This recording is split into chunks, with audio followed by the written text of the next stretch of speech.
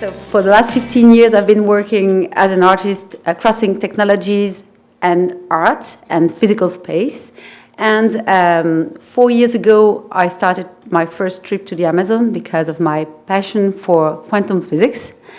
And it gave birth to a series of new works. And I'm going to start showing you the very last work I presented, and I'm going to do it just upside down. So this is called One Heart, One Tree. It started 1 week ago, and it was on the Eiffel Tower for the opening of the COP21. And yes, it was an interactive mapping project, and I'm just going to show it to you, and it's going to be the starting point, and then I'm going to explain you where it comes from and why I did that project.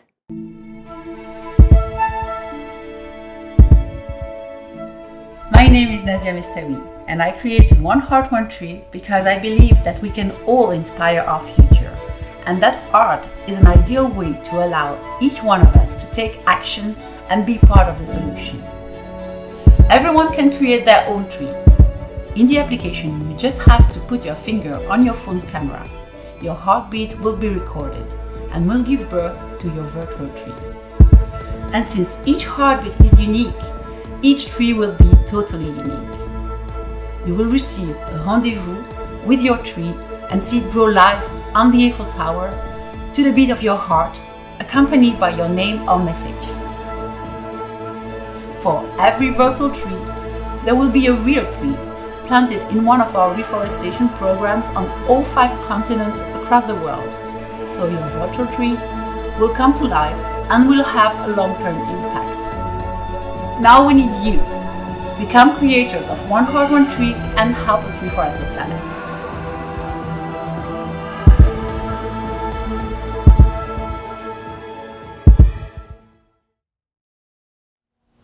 And that project started with somehow the passion for technologies, but I wanted it to have a real impact in our physical world, and that's the reason why, in fact, each virtual tree is really planted in a reforestation program. So the project really associates a kind of ephemeral artwork that is very technological, because I have 24 hyper powerful video projector on the Eiffel Tower, and it's all 3D interactive video mapping connected with an application, so it's really technically quite complex, and at the same time it's very easy. You just give your heartbeat, you see your tree growing on the Eiffel Tower, and then it's planted in reality.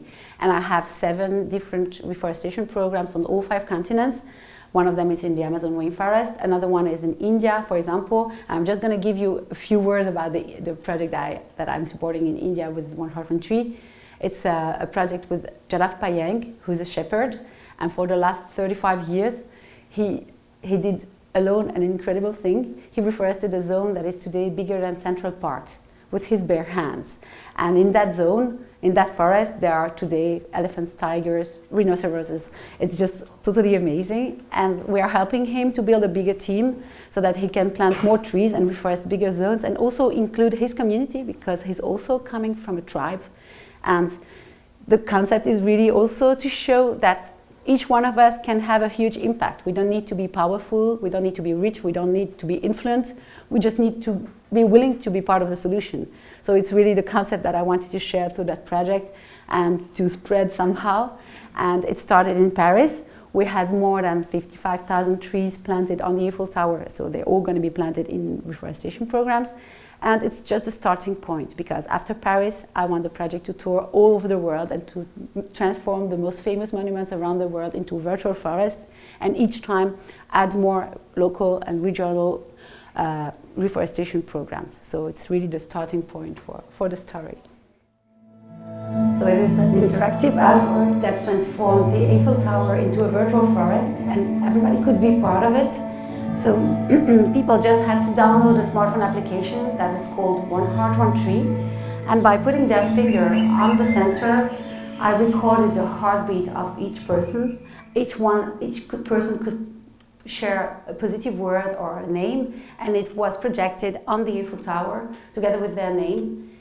And then each virtual tree is really planted in a reforestation program. And that's what happened during last week, the entire week, for the opening of the COP21. And it became somehow the symbol for Paris and for the COP21. And so I'm going to explain you where it comes from and how I got to this project. And it all really started 4 years ago when I started to go in the Amazon rainforest because of my passion for quantum physics. So in fact, I've always had a passion for our future, and for the last 15 years I've been working as an artist but also as a city planner to think about what our future is going to look like and how we can today create kind of utopias that bring us into a potential future. So that's the reason why I've always been crossing technologies and physical space. And one of my passions is, of course, sciences and quantum physics, because it also really questions our relationship with our reality, understanding, for example, that our body is mostly empty space and that the time as we perceive it is only a perception. And, for example, in quantum physics, past, present, and future can be one single thing, and an event that occurs in the future can have an impact on the past. So it seems counterintuitive to us, but in fact, for some societies and for some cultures that still are really connected with their entire environment, it is totally intuitive. And that's what brought me in the Amazon rainforest, because I wanted to experience that relationship with reality, but from the inside, not in a very cerebral and intellectual way, but really to feel it and to share it with communities for whom it is totally intuitive and natural. And I started that reflection 4 years ago, and I started it with 2 different tribes, Ashaninka tribe and Hunniquin tribe. And what I was trying to experience over there was to understand the relationship they have with reality. And in fact, to them, their reality is mostly immaterial, and everything that surrounds them, every living organism, every tree, is an energy. They have a specific communication with those elements, and they have a lot of respect and connection for each of those things. And for example, they're not really focused on material, and they have patterns that describe the energy coming, for example, from a bird or a tree. And for example, the pattern you see there, it's called chiruburu, and it means the eye of the bird. And it also corresponds to a specific energy.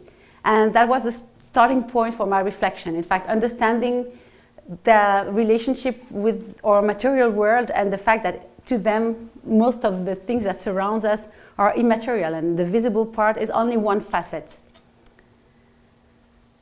So I stayed there. So for the last 4 years, I spent 1 month every year working with them and doing some collaborations. And I'm going to show you the very first collaboration I did with them, which is about the sacred songs. Because to me, in fact, working with the shamans was also the key to work between visible and invisible worlds. And it showed also their capacity of understanding that invisible reality. So I showed you the pattern that they have for example, for a bird or for a tree. They also do have songs for all of those elements. And my concept was to give the possibility to see the invisible. So I started a work about cymatic. So cymatic is the science that studies the geometric shapes that are generated by sound in matter. And I did it with water. And in fact, as our body is mostly made out of water, 70% of our body is water, what we see at the surface of the water is a reflection of the impact that those sacred songs has on our body. So it's really about seeing the invisible and understanding the impact of songs. And in fact, those sacred songs are also cures. So it's totally connected with a real impact that it has on our body. So I'm going to show you a video of this project.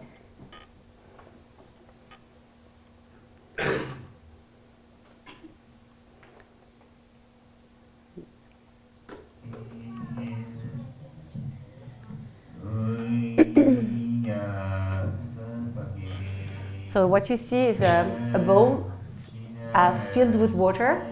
At the bottom of the bowl there's a mirror, and inside the bowl I had developed a system that transforms the song into physical vibration. So you see it from the top, and in fact what is fun is that it generates that kind of same patterns that they draw.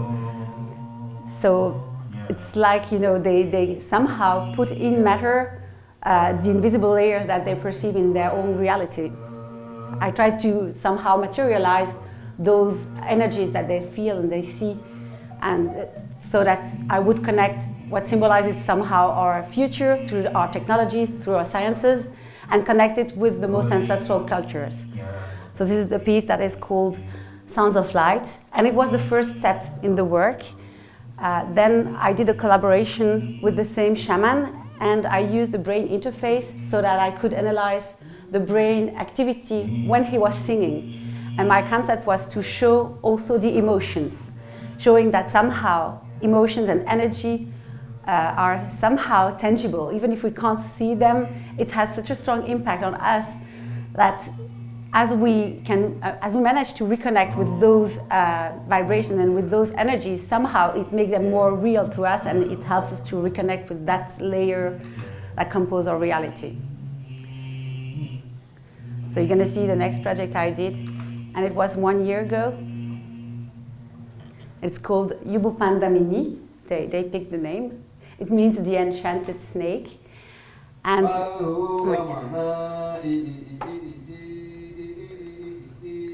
so it's the same principle. It's a pool filled with water. It was presented 1 year ago in São Paulo.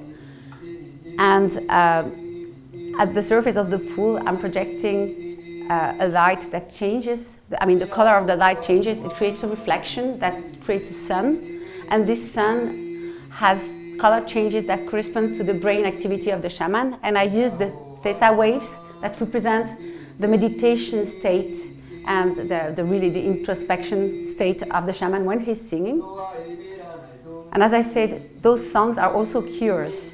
So it's also a way to understand that somehow those vibrations can have really an impact on our body, and it's really an intention that the shaman shares with us. And then it's a real collaboration. So in fact, I've been working with them for the last 4 years, and I've been starting to develop a whole work about somehow giving them also the possibility to put in matter their own culture. So I invited them to paint those same songs. And in fact, painting for them is a kind of new technology because they don't have paper, they don't have pencils. So I bring them all that material.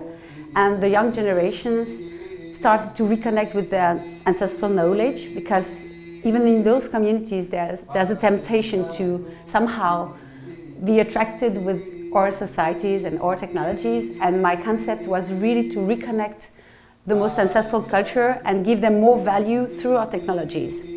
So I started those collaborations, and for example, in that work, they painted the entire space, and they painted the meaning of those songs, which are about an enchanted snake that bring you in a space, time, where past, present, and future is one single thing. And it's really about a kind of dream where you would experience another type of reality, being totally connected with everything that surrounds you.